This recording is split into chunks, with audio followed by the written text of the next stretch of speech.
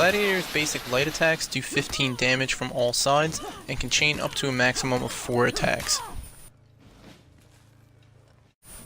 The dodging light attacks each do 20 damage. If an opponent blocks any of these attacks, they can punish with an untechable Guardbreak. Basic heavy attacks do 30 damage from all sides. They can chain up to 2 times or once after any basic light attack. The running heavy attack does 15 damage. If this attack doesn't contact any opponent, you can press the Guardbreak button to do a shield bash to knock back anyone who gets close. Gladiator's zone attack is unique because the first hit is an unblockable bash. If the bash connects with an opponent, the follow-up attack is guaranteed and does 20 damage. The zone attack also can be cancelled after the bash, making the follow-up attack safe from parries if the bash misses. The Fuscina Ictus, also known as the toe stab, is an unblockable move that's performed by moving back and pressing Guardbreak. This does 10 damage and can be used after any basic attack. The Skewer is an unblockable attack performed by doing any basic attack, then inputting back on your movement control and holding heavy attack. It will do 35 bleed damage across 4 bleed activations.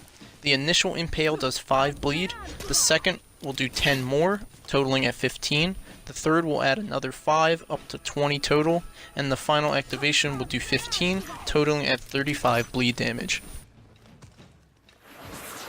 The first basic quirk about the Skewer is that after it connects, you have the option to throw your opponent before the final bleed activation. This can be used to throw them on the ground if they're exhausted, or into a wall, both of which will guarantee a heavy attack. So if you throw your opponent on the third bleed activation at 20 bleed, then get the free heavy for 30, that's 50 damage whenever you skewer somebody near a wall. If your opponent's back is against the wall when you skewer them, pressing Guardbreak will perform a shield bash that blinds them and allows a free light or dodge attack. While this is less damage than throwing them into a wall, they're blinded, giving you more mix-up potential. The Skewer is also Gladiator's deflect move. After a deflect, Skewer not only has a faster startup, but is also uninterruptible. It is still parryable and dodgeable. If you deflect an attack that has a fast recovery, the opponent can parry or dodge the Skewer without a problem.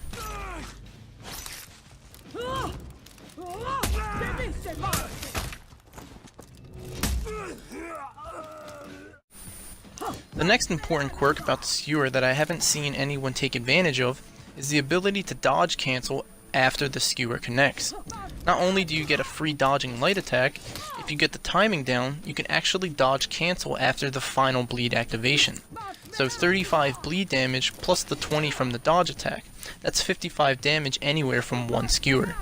Now the timing on the dodge after the final bleed is very strict.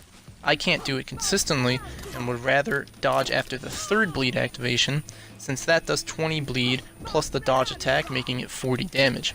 It's more damage than just doing the final bleed. You can mix up afterwards, and it's much easier to do.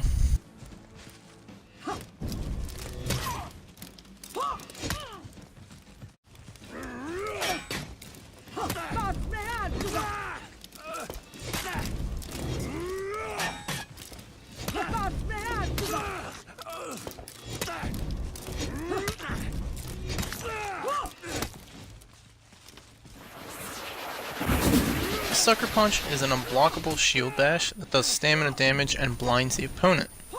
It can be done as a parry move or after a dodge. You can only follow up with a heavy attack, which can be blocked or parried, so it's better to feint the heavy into something better at opening up your opponent.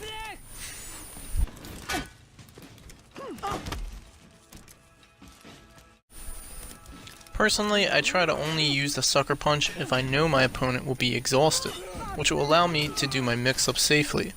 There's no reason to risk getting parried just to open them up when Gladiator has so many other safe options.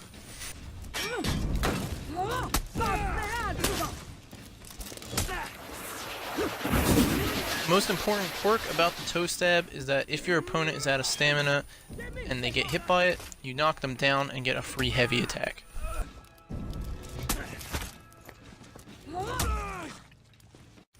Combining the Sucker Punch, Skewer, and the toe stab Gladiator is incredibly strong when the opponent is exhausted, as it is difficult to defend against the various unblockable moves. After a Guardbreak, the most damage Gladiator can get is a heavy attack for 30 damage.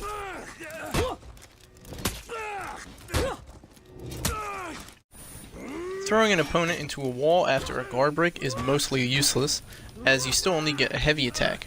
The only reason to throw them would be if their stamina is almost depleted and you know your throw will exhaust them. Aside from a Guardbreak, parrying a heavy attack will get you a light attack from any side for 15 damage.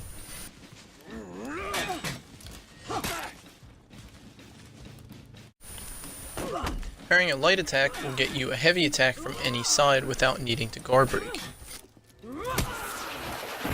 If an opponent is exhausted, Guardbreak them, then throw them to either the left or the right, then do a dodging light attack for 20 damage, then a heavy for 30, totaling at 50 guaranteed damage. An alternative punish would be to unlock a light attack after the dodge attack, go into the toe stab to knock them down again, then go for the heavy. This only gets you 10 more damage, and the opponent does have a short time to dodge the toe stab, but there is no risk, so you might as well go for it. Parrying an exhausted opponent will get you 2 guaranteed heavy attacks for 60 damage. You can also go into a toe stab or a skewer mix-up afterwards for more potential damage.